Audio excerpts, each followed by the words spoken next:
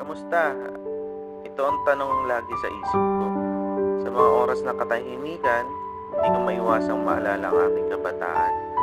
Mga panahong puno ng kasiyahan at walang kapantay na kaligayahan.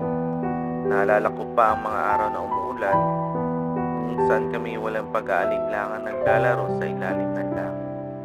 Walang takot, walang alalahanin, tanging ang kaligayahan ng bawat patak ng ulan sa aming balat. Ang mga ngiti at tawanan ng aking mga kaibigan, mga sandaling tila walang katapusan. Ngunit ngayon, habang tayo tumatanda, ang mga alaala ng kabataan ay nagiging bahagi ng nakaraan. Mga panahong simple, ngunit puno ng kahulugan. Minsan iniisip ko, paano kung pwede kong balikan ang mga araw na iyon? Ang mga yakap at halakhak na nagtatanggal ng lahat ng takot at pag-aalala. Bagamat hindi na natin